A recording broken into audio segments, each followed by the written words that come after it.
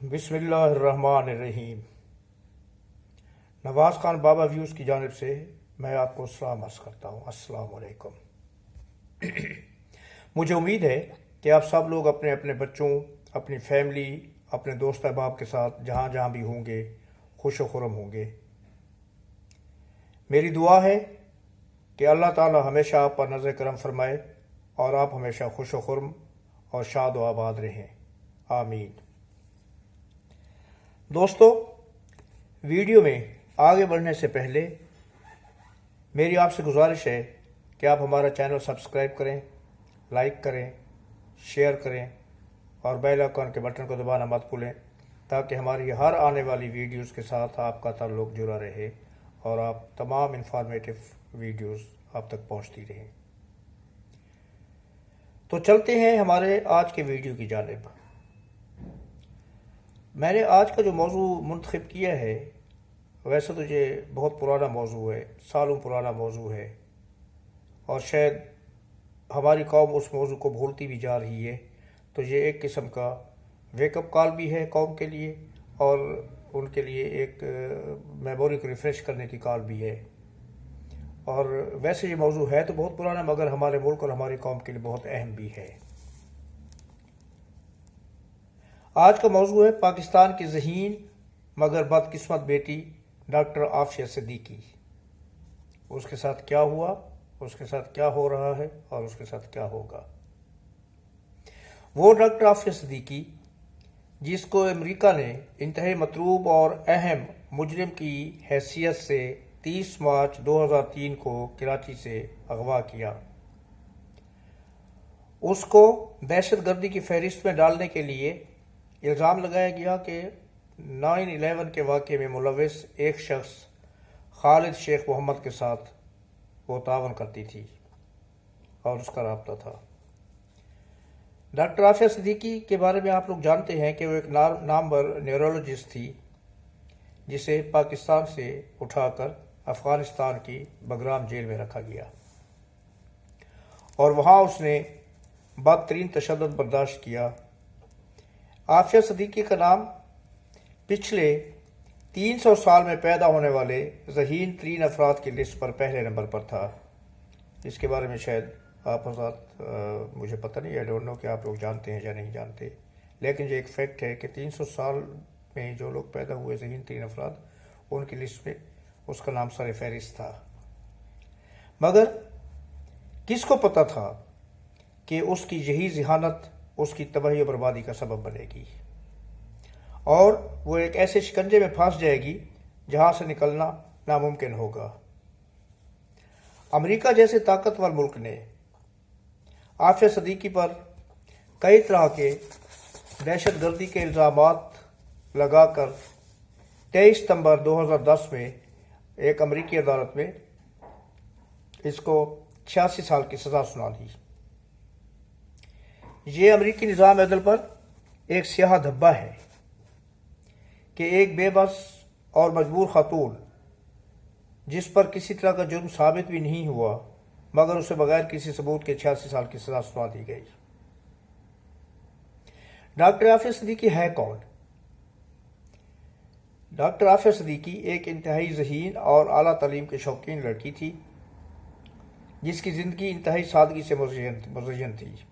वो इंतहाई सादा ज़िंदगी बसर करती थी और आला तालीम का शौक़ और इल्म की प्यास उसे पाकिस्तान से अमेरिका खींच लाई और 1995 में उसने अमेरिका की एक आला यूनिवर्सिटी से MIT से बायोकेमिस्ट्री की डिग्री हासिल की और बाद में उसने न्यूरोलॉजी के लिए एक और आला तालीमी इदारे से, तहकीकी इदारे से PhD की डिग्री हासिल की। उससे उसकी काविशों से उसने उसमें तहकीकात की और इस तहकीकी इदारे ने उसको PhD की डिग्री से नवाजा और उन्होंने न्यूरोलॉजी का शोबा चुना। न्यूरोलॉजी यानी कि न्यूरोसर्जन या दिमागी इल्म की माहिर। डॉक्टर आफिया सिद्दीकी ने बायोकेमिस्ट्री और न्यूरोलॉजी के इम्तजाज से एक ऐसी रिसर्च की जिस पर सिर्फ अमेरिका नहीं बल्कि दुनिया भर के साइंसदान अंगुश्त बदंदा रह गए حیران رہ گئے کہ ایک پسماندہ ملک، ایک تھرڈ ورلڈ کنٹری کی لڑکی نے یہ مقام کیسے حاصل کر لیا۔ اس کی ریسرچ کمال کی ریسرچ تھی، اور اپنی اس ریسرچ کی بدولت انہوں نے کئی بڑے انعامات جیتے، اور اسی ریسرچ کی بدولت دنیا میں کئی بہت ہی خطرناک قسم کے ہتھیار بنائے جا سکتے تھے۔ بائیو کیمسٹری اور نیورولوجی، اس کے امتزاج سے انہوں نے جو ریسرچ کی، وہ ریسرچ اتنی خطرناک تھی کہ جس سے یہ ظاہر ہوتا تھا کہ دنیا میں آج تک ایسے تباہ کن ہتھیار نہیں ہے جو کہ اس ریسرچ کے نتیجے میں بنائے جا سکتے ہیں۔ لیکن وہ اپنی اس ریسرچ کو مغربی دنیا کی بجائے اپنے ملک پاکستان اور اسلامی دنیا کو فائدہ پہنچانا چاہتی تھی۔ اس کی یہ خواہش تھی کہ یہ ریسرچ، اس سے جو بھی فوائد ہیں وہ اسلامی دنیا کو ملے اور اس سے اپنے ملک پاکستان کو ملے، کیونکہ وہ ایک محب وطن پاکستانی تھی، جبکہ مغربی دنیا اسے اپنے فائدے کے لیے استعمال کرنا چاہتی تھی۔ مغربی دنیا میں بہت سے ممالک آتے ہیں، خاص طور پر جس ملک کی بات ہو رہی ہے میں اس کا نام ابھی نہیں لینا چاہتا، ہر ایک کو علم ہے اس کے بارے میں، مگر عافیہ صدیقی نے اس سے انکار کر دیا، اور انہوں نے اپنی اس ریسرچ کو ان ملکوں کے حوالے کرنے سے یکسر منکر ہو گئی۔ ان کی اس ریسرچ کے بارے میں وہاں کے تمام سائنسدانوں کو علم تھا، اور ان میں سے کچھ سائنسدانوں نے، اب یہ اللہ بہتر جانتا ہے کہ یہ ان کی محب الوطنی تھی یا عافیہ صدیقی کے ساتھ وہ جو ہوتا ہے ایک جیلسی کا رشتہ، وہ تھا کہ انہوں نے اس کے ریسرچ کے بارے میں وہاں کے خفیہ اداروں کو عافیہ صدیقی اور اس کے ریسرچ کے بارے میں آگاہ کر دیا۔ یہ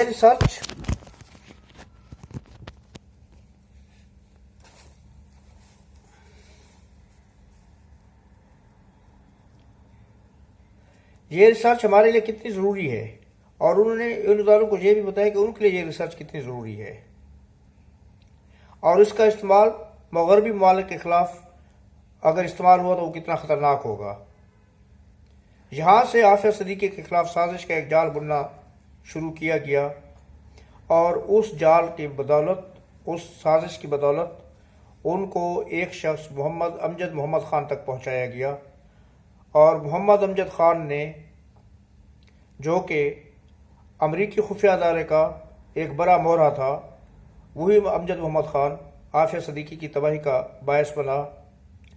اس نے عافیہ صدیقی کے ساتھ اتنے تعلقات استوار کیے کہ عافیہ صدیقی نے اس کے ساتھ شادی کر لی، لیکن جب اس نے یہ دیکھا کہ عافیہ صدیقی اس کے ذریعے بھی اپنی ریسرچ کو، مغربی دنیا کو اپنی ریسرچ کے بارے میں کوئی ہوا نہیں لگنے دے رہی اور اپنی انفارمیشن ان کو پاس نہیں کر رہی، تو ناکامی ہونے کی صورت میں اس نے 2002 میں عافیہ صدیقی کو طلاق دے دی، اور اس کے سابقہ شوہر نے اس کے خلاف جو سازشوں کے تانے بانے بنے، اس کے نتیجے میں 2003 میں جب عافیہ صدیقی کراچی سے راولپنڈی کی فلائٹ لینے کے لیے گھر سے نکلی تو اسے ایئرپورٹ پہنچنے سے پہلے ہی اغوا کر لیا گیا، وہ غائب ہو گئی، اس کا سرے سے کوئی پتہ ہی نہیں چل سکا، اور کئی سال تک یہ ایک معمہ بنا رہا کہ عافیہ صدیقی کہاں گئی ہے۔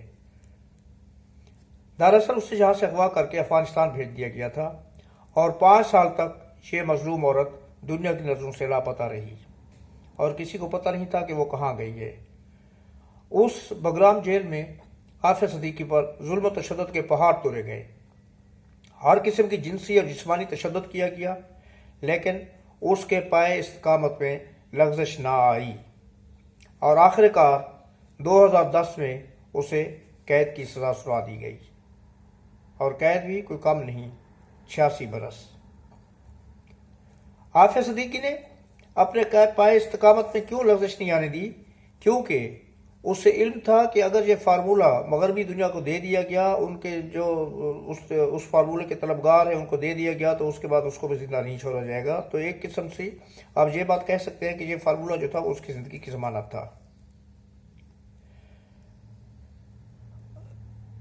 اسے عالمی اداروں کے دباؤ پر بگرام سے امریکہ منتقل کر دیا گیا، اور اسے 86 سال کی سزا سنا دی گئی، اور بے پناہ ذہنی، جسمانی اور جنسی تشدد کے نتیجے میں عافیہ صدیقی ذہنی طور پر مفلوج ہو کر رہ گئی۔